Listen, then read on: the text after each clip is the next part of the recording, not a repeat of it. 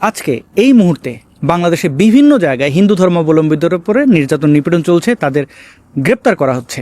ধর্মীয় অনুভূতিতে আঘাত দিয়েছেন এমন ধোয়া তুলে তাদের ওপরে এই নির্যাতন নিপীড়ন চালানো হচ্ছে। এমনকি কোনো এলাকার কোনো হিন্দু যুবক যদি ইসলামের কোনো কোর বিষয় সমালোচনা করেন, তাহলে ওই এলাকার সমগ্র হিন্দু ধর্মাবলম্বীদেরকে নির্যাতন করা হচ্ছে, থ্রেট করা হচ্ছে, তাদের ব্যবসা বাণিজ্য বন্ধ রাখার ঘোষণা দিচ্ছে তৌহিদি জনতা।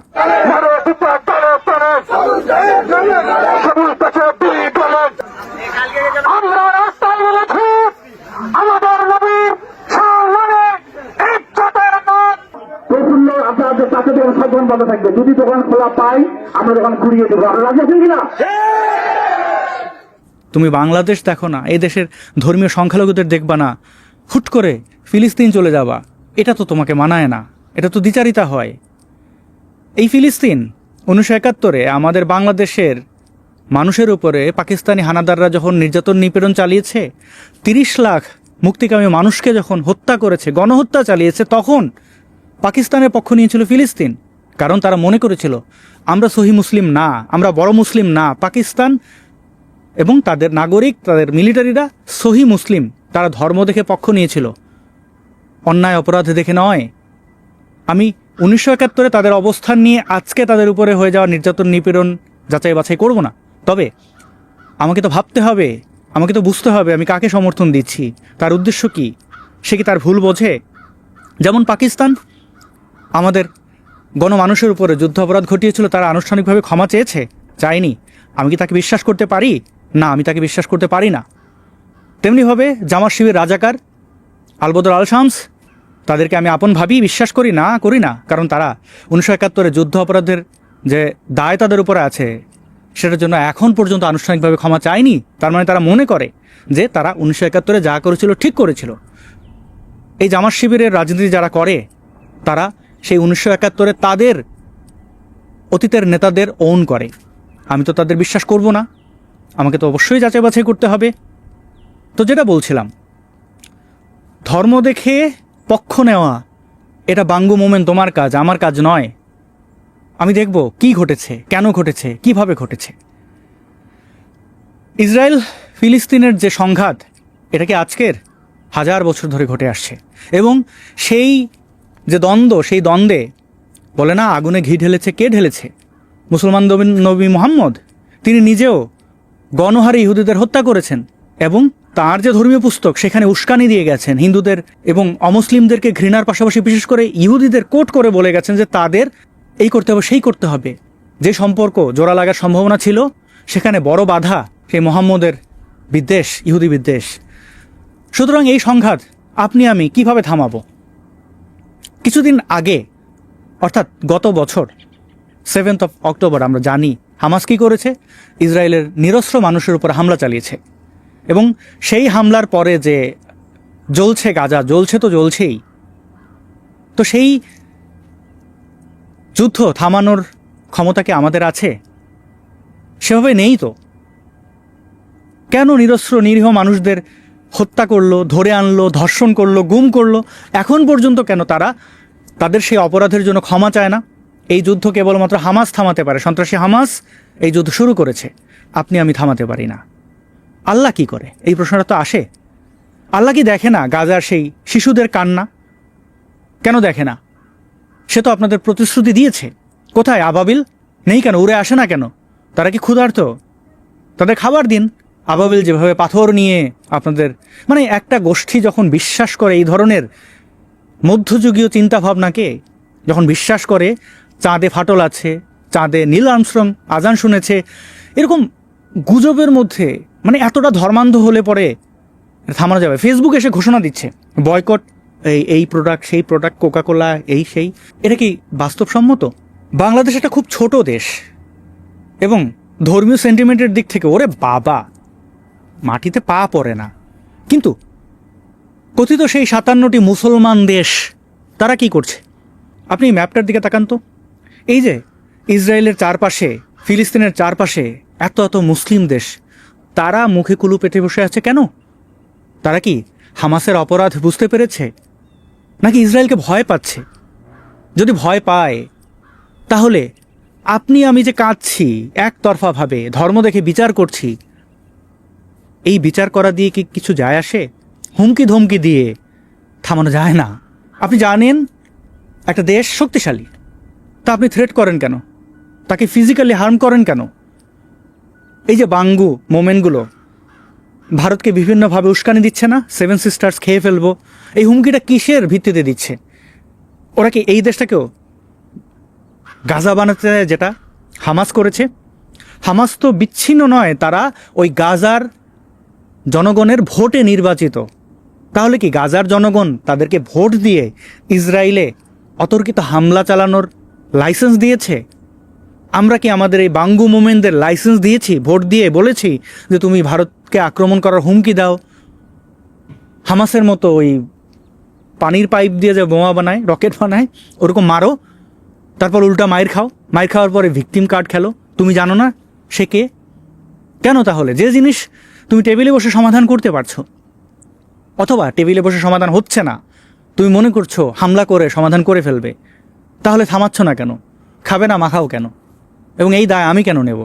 আমি কেন এই বিষয়ে আমার সময় নষ্ট করব? বা ফেসবুকে ঘোষণা দিয়ে, ফেসবুক মার্ক জাগারবার্গ তার ধর্মীয় বিশ্বাস কি সবই আপনারা জানেন, এই দ্বিচারিতা আর কতকাল চলবে? অপরদিকে এই বাঙ্গু মিডিয়াগুলো দেখেন, তারা যে ধরনের সংবাদ প্রচার করছে, এই সংবাদগুলো, এই টাইটেলগুলো দেখুন, থাম্বনেল দেখুন, কিভাবে হামাসের যে সন্ত্রাসী তাদেরকে সাপোর্ট করে যাচ্ছে। ওরা কিভাবে এই দেশের জনগণ চোদনা, নাকি এই বাঙ্গু মোমিনদেরকে চোদনা বানিয়ে রাখতে চায়?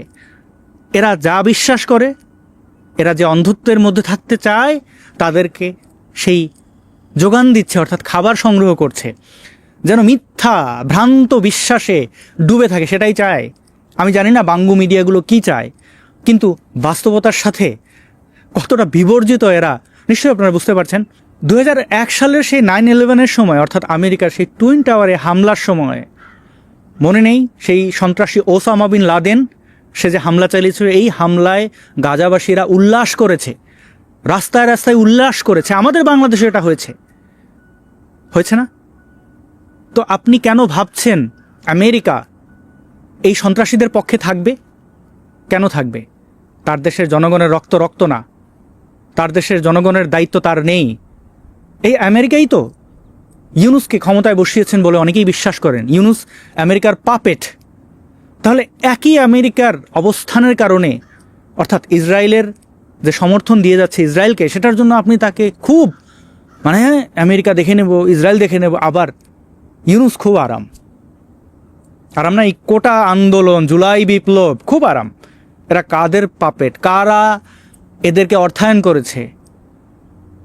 একটা দেশের অভ্যন্তরীণ বিষয়ে এসে অর্থ ট্রেনিং দিয়ে কারা উস্কেছে, সেটা আপনারা বিবেচনা করবেন না। পদে পদে আপনারা ডাবল স্ট্যান্ডার্ড, এবং আপনারা আশা করেন এরকম ভাওতাবাজি করে খুব উল্টায় ফেলবেন পৃথিবী এভাবে চলে না। আপনি গাজাবাসীদের উপরে নির্যাতন নিয়ে দুঃখ প্রকাশ করেন, আমিও করি। মিথ্যা ভিডিও বানান কেন? এআই দিয়ে ভিডিও বানান কেন?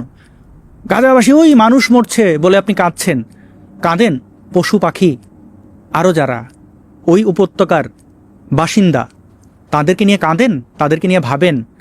ও, তাদের নিয়ে ভাববেন কেন? আপনাদের তো মুসলিম উম্মার টান, একপাক্ষিক কান্নাকাটি কোনো ফল বয়ে আনে না। আমি খুব অবাক হচ্ছি 7 অক্টোবরের পরে যে শিশুগুলো জন্মেছে, অর্থাৎ একটা যুদ্ধের ময়দানে এরা সন্তান জন্ম দেয় কি ভেবে? আমি তো পারবো না, আমি তো আমার সন্তানকে পৃথিবীতে আনতে পারবো না যতক্ষণ পর্যন্ত না তার ভবিষ্যৎ নিশ্চিত। কি মনে করে তারা? এই বাংলাদেশে কিছু মোল্লাদের আপনারা দেখেন না, 40টা সন্তান জন্ম দেবে, 4টা করে বিয়ে করতে থাকবে। ওই আপনাদের কিউট গাজাবাসীরাও কি তাই মনে করে? প্রচুর সোলজার জন্ম দিয়ে একেবারে, তারা বলে না, from the river to the sea Palestine will be free, ওখানে কোনো ইহুদিদের রাখবে না। হ্যাঁ, ঘটছে উল্টোটা, ওখানে কোনো হামাস থাকবে না। এবং এটা ইসরায়েল মোটামুটি বলে কয়ে, এটা তো যুদ্ধ তারা ঘোষণা করেছে, কারণ হামাস তাদের উপর আক্রমণ করেছিল। এখন এই যুদ্ধে কে জিতবে কে হারবে এটা শক্তির উপরে নির্ভর করছে। তো আপনার অবস্থানটা কি? জন্ম দিচ্ছেন কি ভেবে? এত সোলজার পৃথিবীতে, 190 কোটি মুসলমান, তাদের মধ্যে জিহাদি সন্ত্রাসী কত আপনারা জানেন। অপরদিকে ইহুদিরা কত? 1,57,00,000। একজন ইহুদির বিপক্ষে 122 জন মোমেন, তাদের মধ্যে যদি 2% সন্ত্রাসীও হয়, সেই 2% মেলালেও কিন্তু ইহুদিদের চেয়ে সংখ্যা বেশি। তো তারা কি করছে? দেখছেন নিশ্চিত পরাজয়, পারছেন না। বুদ্ধিমত্তা ছাড়া আগানো সম্ভব নয়। এটা ওই উটের যুদ্ধ না, তরবারির যুগ নয়। তাহলে কেন সন্তান জন্ম দিচ্ছেন যেখানে আপনি তার ভবিষ্যৎ নিশ্চিত করতে পারবেন না? এই বাস্তবতার সাথেও তারা পরিচিত নয়। এখন আপনি কাঁদবেন, খাবার দাও। আরে জন্মাবেন আপনি, খাবার অন্য কেউ দেবে কেন? নিরীহ গাজাবাসীদের উপরে নির্যাতন হচ্ছে বলে অনেক কাঁদো। আমাদেরকে যখন হত্যা করেছে, অর্থাৎ ব্লগার কিলিং, আমরা তো পাল্টা তোমাদেরকে হত্যা করিনি, হত্যার হুমকি পর্যন্ত দেইনি। কিন্তু তোমরা আশা করছো আচ্ছা আমাদের কোনো ক্ষোভ থাকবে না, কোনো কষ্ট থাকবে না, সমালোচনা আমরা বন্ধ করে দেবো, কমিয়ে ফেলবো। কেন? আমাদের রক্ত রক্ত না? তোমরা যেখানে মানে শক্তি থাকলে পৃথিবীতে ওই প্রাউড ফিল করো না সন্ত্রাসী সেই ভয়ঙ্কর হিটলারকে নিয়ে? অনেক নারীদেরকে দেখতে পাই, অনেক কথিত প্রগতিশীলদের দেখতে পাই, ও বাবা হিরো ভাবছে কাকে? এই সন্ত্রাসী হিটলারকে। চিন্তা করেন কেন হিরো ভাবছে? শুধুমাত্র ওই তাদের বিকৃত চিন্তা, জেনোসাইডে বিশ্বাসী এই বাঙ্গু মোমেন্টগুলো আশা করে তারা এই বর্বরতার মাধ্যমে জয়ী হবে, তারা মানুষের অধিকার রক্ষা করবে। বর্বরতা দিয়ে মানুষের অধিকার রক্ষা হয় না। তোমার যেরকম কষ্ট হয় যে আচ্ছা আমার সমধর্মের মানুষকে হত্যা করছো, তুমি যখন ব্লগার অ্যাক্টিভিস্টদের শুধুমাত্র লিখিত এবং মুখের সমালোচনার কারণে হাতের স্বাধীনতা বলো না, এখন কেমন লাগে? তুমি তাদের গিয়ে, অর্থাৎ এই সন্ত্রাসী হামাস গিয়ে ইসরায়েলে ঢুকে নিরস্ত্র নিরপরাধ জনগণকে হত্যা করবে, ধর্ষণ করবে, গুম করবে। এখন যখন তারা পাল্টা যুদ্ধ ঘোষণা করেছে, এখন খুব কষ্ট। একপাক্ষিক সমাধান হয় না। এই বাংলাদেশে অমুসলিমদের উপরে নির্যাতন নিপীড়ন, ভিন্ন মতের মানুষের উপরে নির্যাতন নিপীড়ন, এগুলো যে করছো, শিক্ষা নাও। এইভাবে পৃথিবী চলে না। তুমি অন্যায়কারী, তুমি ভণ্ড। আওয়ামী লীগের কিন্তু রক্ত খারাপ, ইহুদিদের রক্তের মতো আওয়ামী লীগের রক্ত। তুমি সন্ত্রাসী বিশ্বাস করো, গণহত্যায় বিশ্বাস করো। হে উগ্রপন্থী মুসলমান, তোমার সফল হওয়ার কোনো সম্ভাবনা, কোনো সুযোগ নেই। এখন তো এআইয়ের যুগ। প্রত্যেকটা সন্ত্রাসীর ডেটা সুস্থ মানুষদের কাছে আছে, যারা এই সমাজকে পরিবর্তন করছে তাদের কাছে আছে। সাবধান হয়ে যাও। এই যে তোমরা পেপসি কোকাকোলা ব্যান করা বা বয়কট করা বা তাদের কারখানাগুলো পুড়িয়ে দেওয়ার হুমকি দাও, এই বাঙ্গু, আবু তালেব, পিনাকি, ইলিয়াস, ওরা মুখ বন্ধ করে আছে কেন? প্রশ্ন করেছ? প্রশ্ন করবে না, কারণ তোমরা জানো এটার উত্তর কি। এই বাঙ্গু, আবু তালেব, পিনাকি, সে নিজে তো লরিয়ালে চাকরি করে। সেই বেলায় তুমি এসে বিদ্বেষ দেখাও ফেসবুকে, সেই বেলায় এইভাবে জয়ী হওয়া যায় না রে মোমেন। শাহবাগী বলে তোমরা মানুষকে গালাগালি করো, গোসল করতে বলো, সেই শাহবাগীরা এখন রাস্তায়, আর এই জেহাদিরা, সেই খিলাফতবাজরা ফেসবুকের চিপায় চাপায় বসে হাউ মাউ কাউ করছে। এই ইউনুস নিজেও তো তোমাদের বিপক্ষে, যে দেশটাকে মনে করো, যে গোষ্ঠীকে মনে করো, তার পাপেট। এটা তোমরা বুঝবে না, অনেক পরে বুঝবে, তখন অনেক দেরি হয়ে যাবে। এনিওয়ে, যেভাবে আগাচ্ছ এটা হাস্যকর। যখন কোনো সুস্থ মানুষ এই কথাগুলো বলে, অর্থাৎ সত্যের সাথে পরিচয় করে দিতে চায়, সন্ত্রাসী হামাস যে আসলে গাজাবাসীর জন্য ক্ষতিকর, আত্মঘাতী, সেটা যখন বলে, তখন বলে ও তোমার ইসরায়েলের দালালি করতে হয়, আমেরিকার দালালি করতে হয়, অ্যাসাইলাম পাওয়ার জন্য তুমি এগুলো করছো। কারা এগুলো বলে? পৃথিবীতে সবচেয়ে বেশি পশ্চিমের দেশে কোন গোষ্ঠীটা আশ্রয় নেয় এবং নিজেদের মধ্যে মারামারি করে? এই সিরিয়াবাসী, এই আফগানি, এই ফিলিস্তিনি, এরা কোথায় গিয়ে আশ্রয় নেয়? কারা তাদের আশ্রয় দেয়? দেয় সৌদি আরব আশ্রয় দিচ্ছে, মিশর আশ্রয়, বর্ডার খুলে দিচ্ছে।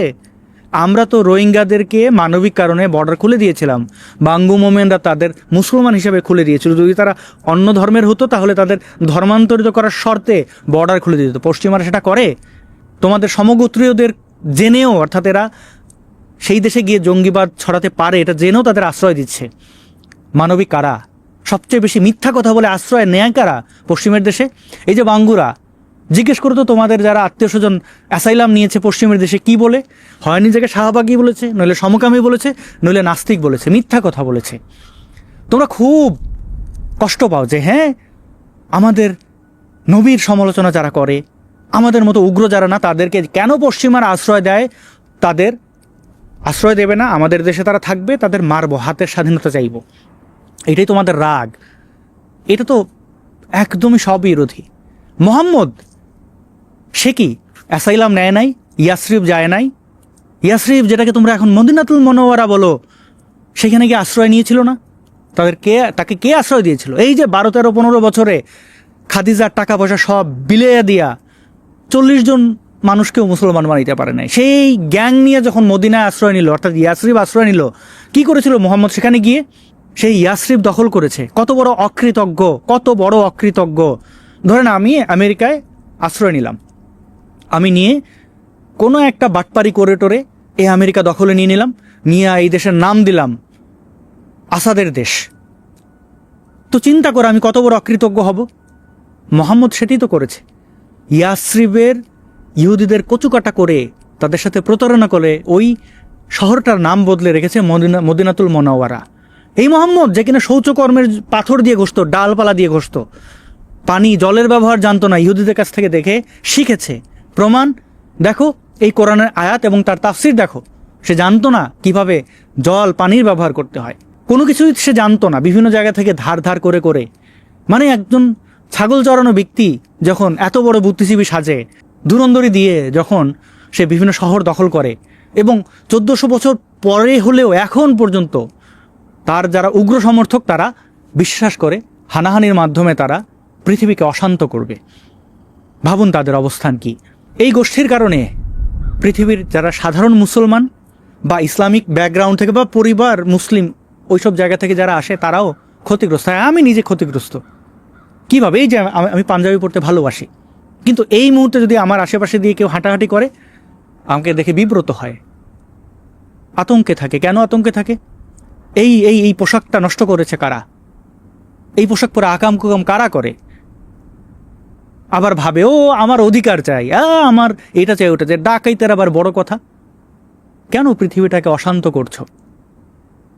আমি যদি ফিলিস্তিনি হতাম, বিশেষ করে গাজায় অবস্থান করতাম, আমি নিজে আমার জায়গা থেকে আমি হামাসের অন্যায়ের জন্য লজ্জিত হতাম। আমি তো কোনো গাজাবাসীকে দেখি না প্রকাশ্যে এসে বলতে, 2-1 খুবই সামান্য। আবার বৃহৎ ওই গাজাবাসীরাই 7 অক্টোবরের পরে, এই নৃশংস হামলার পরে উল্লাস করেছে। তারা হামাসকে ভোট দিয়ে ক্ষমতায় এনেছে। একটু আগে যেটা বলছিলাম, তারা চায় যে আচ্ছা তাদের সাথে একদম মানে তাদের দ্বারা আক্রান্ত হয়ে মুখ বুজে সবাই বসে থাকবে। এটা তো করবে না। কাউকে আঘাত করার আগে ভাবো সে কেমন, কি পাল্টা আঘাত দিতে পারে। আর যদি কেউ দুর্বল হয় তার প্রতি মোটেও আঘাত করো না, মোটেও না। এই বিষয়টা যত তাড়াতাড়ি বুঝবে তত তোমাদের মঙ্গল। শত্রু ভাবতে পারো আচ্ছা আমি কাঁদছি না তোমার মতের সাথে মিলিয়ে, আমি ওই ফাও কান্নায় বিশ্বাস করি না। আমি তো দেখতে পাই এই কিছু হলে ট্রেন্ড চলে বাংলাদেশে, কিছু হইলে চেতনা তৈরি হয়ে যায়, কিছু হইলেই তাদের এই যে আচ্ছা এখন ট্রেন্ড চলছে যে গাজা। ইতিহাস দেখো, ভাবো কিভাবে সমাধান করতে হয়। তোমার এই সমর্থনে ফেসবুকের 2টা পোস্ট দিয়ে যাতে ওঠা দিয়ে কিচ্ছু আসবে না। সুস্থ হতে হবে, সংঘাত এড়ানোর জন্য সংঘাত আইডেন্টিফাই করতে হবে এবং সেই অপরাধ অন্যায় না করার জন্য শিক্ষা নিতে হবে।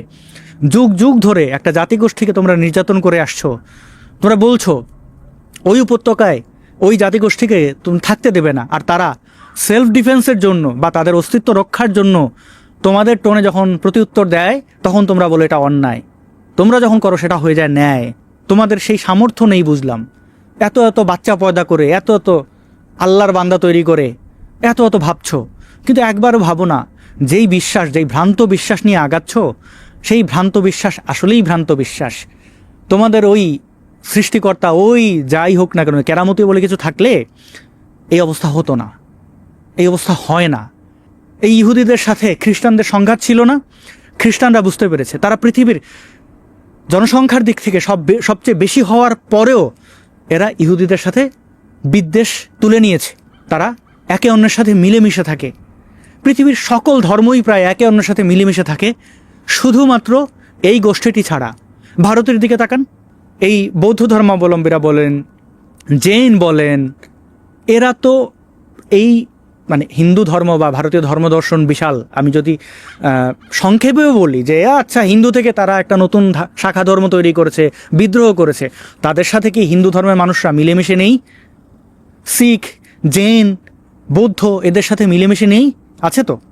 এই ইহুদিদের কাছ থেকে মানে আপনি যদি জিসাস ক্রাইস্টের ভূমিকা দেখেন, নতুন ধর্মের উদ্ভব হওয়া, তারা সবাই কিন্তু মিলেমিশে আছে, শুধু এই গোষ্ঠীটা নাই।